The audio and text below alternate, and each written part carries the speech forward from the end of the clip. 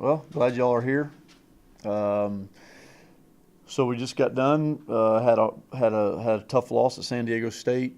Thought the guys played really well. Um, had about a 5 or 6 minute setback on not improving.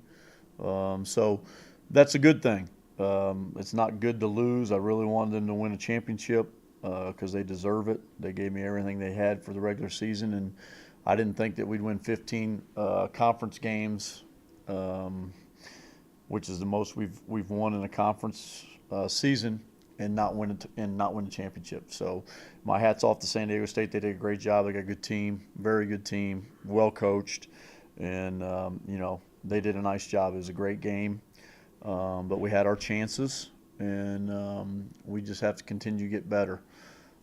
So today we'll try to get better. It's going to be a unique week because we leave tomorrow, and then we won't know who we play till Wednesday around 6:30. So it's between Fresno and Air Force. So we'll be prepared for both, and then see what happens. So that's about all I got.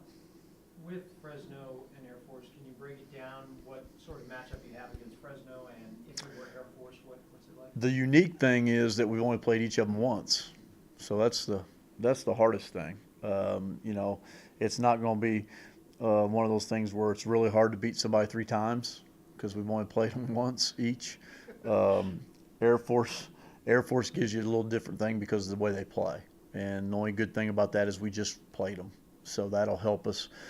Fresno, we didn't play till January 18th, I think, was January 18th we played them. And, I think there were 74 free throws in that game, which is the most, I think, all year. So, it's a little, that last 10 minutes is a little weird. So, we've watched it and went over it and watched their recent games and watched Air Force recent games. So, we'll see how it goes, but anything can happen at the tournament.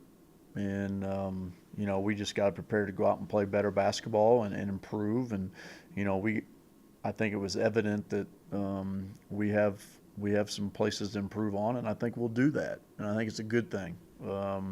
You never like to lose, so it's not a good thing in that result, but it's a good thing where your team can get better and improve, like I said. And I think we're going to continue to improve. Looking forward to that part of it. Coach, going back to the game, the 1-3-1 zone, how tough was that thing, and how do you solve that kind of puzzle? Well, you can watch the tape and go over and over. We had our chance. I mean, we had opportunities. I mean, we have free throws to go up one. We had shots to make.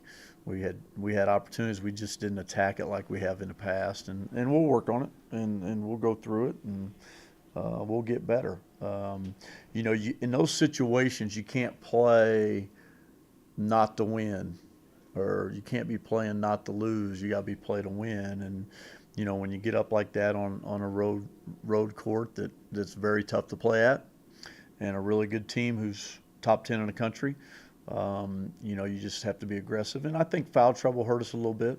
I think foul trouble hurt us, and we weren't able to do some things defensively late in that game with foul trouble. But our guys played hard, and they did a nice job. But we'll work, we'll get better, and we'll see what happens. The awards obviously came out today, and Cam didn't get Player of the Year. I know you. No, I shouldn't say I know. I'll ask. You know who I voted for? I'll ask you. I voted for Cam. You voted for Cam. What did you think? Were you surprised that Cam didn't win it? No, because I think it's 11 straight years that the guy from the championship team won it. I'm not for sure about that, but there's a big discrepancy, in my opinion, on last year's, Kendall winning it. There wasn't anybody clear cut. I think, if you look at Cam's stats and what he's done, what he shoots from the field, what he's meant to the team, and there's a big discrepancy there. I think there is. I mean, Xavier had a heck of a year, but there's not a guy in our league that went from game one out of the 18 that was more consistent than Cam Bairstow. Consistency. But I understand Xavier winning it, and I'm happy for him. It's awesome. He deserves it. But I think Cam was clear cut what he did as Player of the Year. Is there then something you as a coach do to help him kind of use that as motivation, or is he? I don't have to worry about him. I mean, we have the fourth leading rebounder in the country in our conference, and he doesn't make anything. We got the fourth leading rebounder in the country. Honorable mention. That's what, 2 votes? I mean, we got a guy on our team who's the fifth leading scorer, makes honorable mention. He's a fifth leading scorer.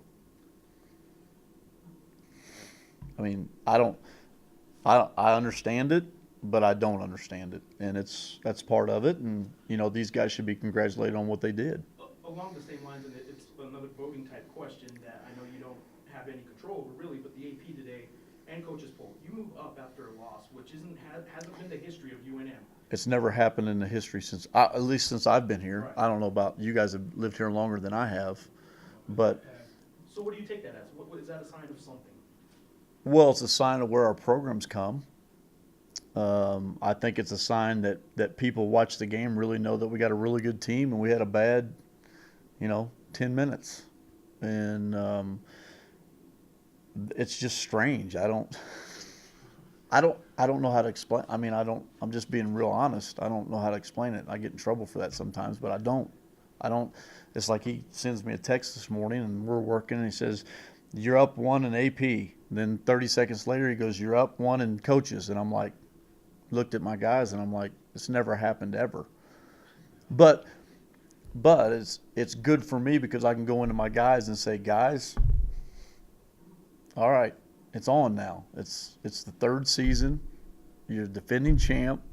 We're going there to win the tournament, and then we'll get ready for the next chapter." So, it's good in that sense, but I got to deal with those guys, and that loss wasn't fun, and it's not fun for them. But they'll bounce back. They've been there before.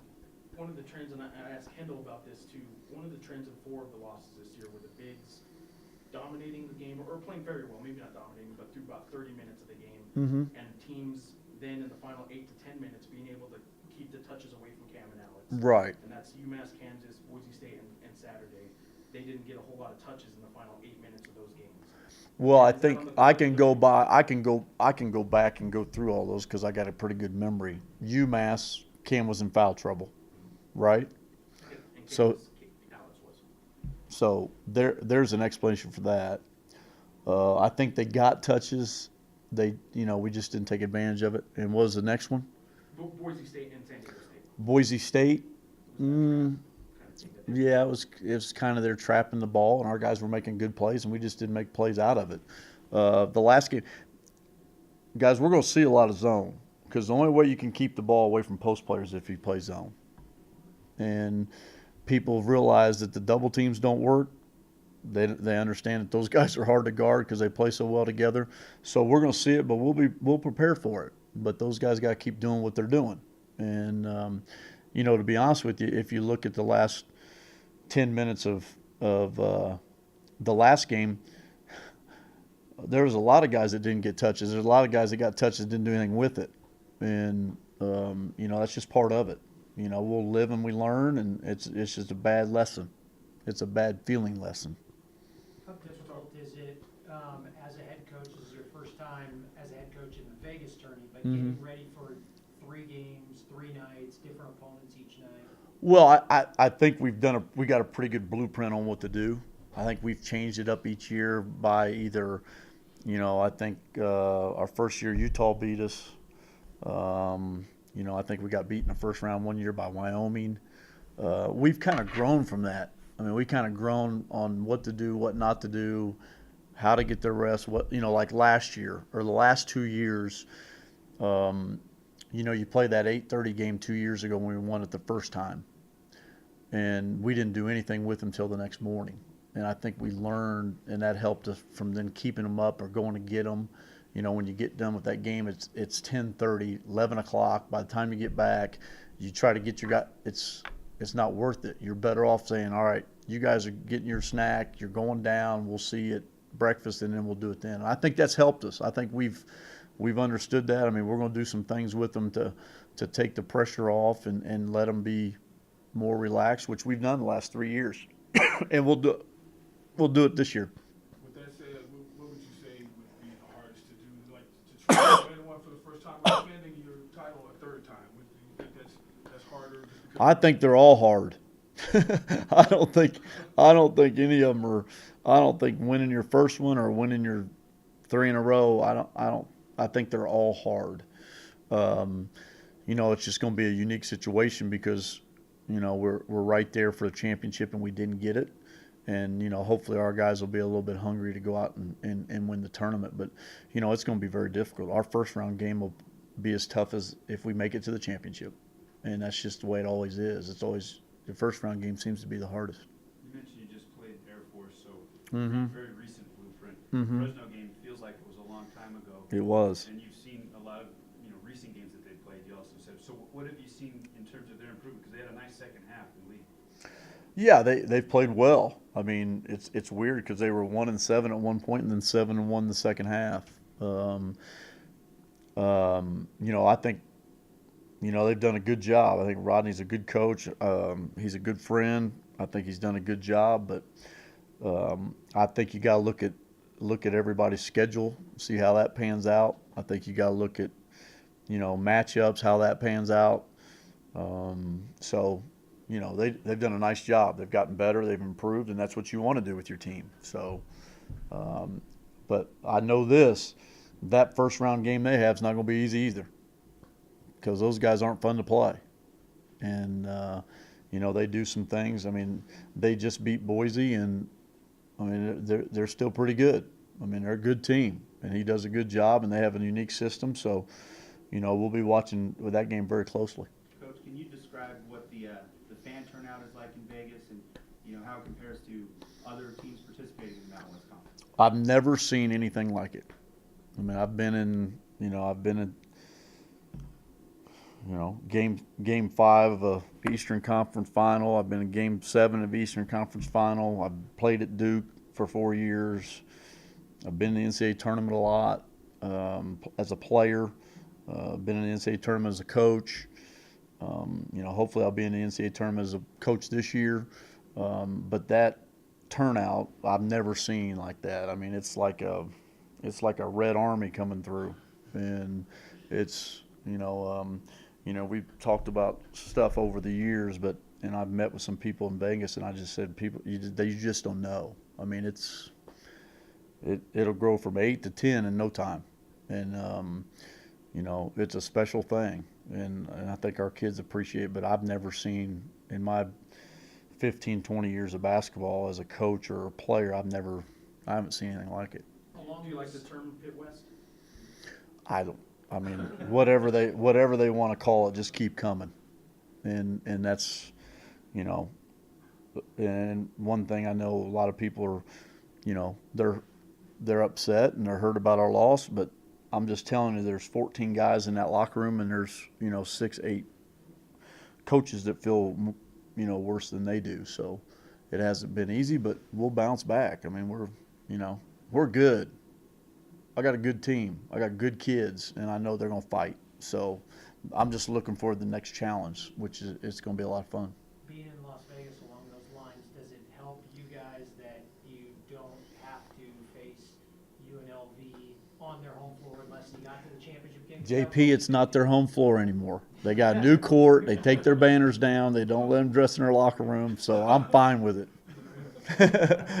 No, but it's always good that they're on the other bracket. But to be honest with you, I didn't even think about it till we started talking about it today.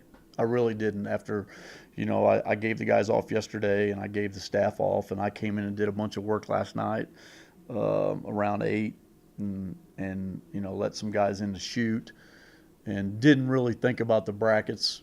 Frank was keeping me informed, but I really didn't think about it till we really started talking about it today. So. You guys must have become experts in keeping away the distractions. You are in Vegas, and you guys always manage to keep all the stuff away from you. Try to, but I'm going to give them some free time and do some things on Tuesday, just so they're not cooped up in the room, and I'm going to do some things with them. We're going to take them out to eat and do some things, but we've had pretty good success since we've been here, and I think it can continue. But I think we got what we've done over the last 6 years and this year is sustained a pretty high level. Our program's sustained a pretty high level, and we know how to do it. There hasn't been a lot of changes. There's been a few changes. I mean, I've tweaked a few things, but I'm not that stupid not to realize what we've done. And, you know, to keep our, it's just a perfect example. You know, we talked about it earlier. We lose and we go up a spot. That hasn't been done. So I think we're doing a lot of things right.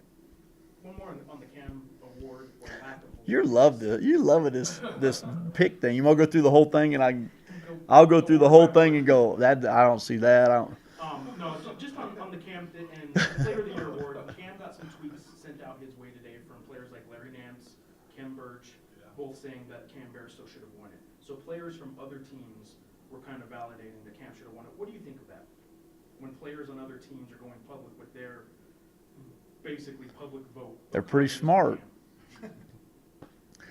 I mean, let's just face it. I mean, it's kind of like Kendall winning it last year. People were a little bit shocked, but I thought he should have won it. But I mean, the guy's on the best team. They're 7th in the country. He's had a heck of a year, and you know, our guy had a monster year. It's just the way it pans out. I mean, you got to pat him on the back. He's a terrific kid. I got a lot of respect for him. You know, we messed with him a little bit when he was transferring, but he's got a terrific family, and he deserves to be Player of the Year too. But so does Cam, but there is a big discrepancy. I mean, but that's just the way it panned out, and you know, all I can say is congratulations. Anything else? Well said. That's all I can do.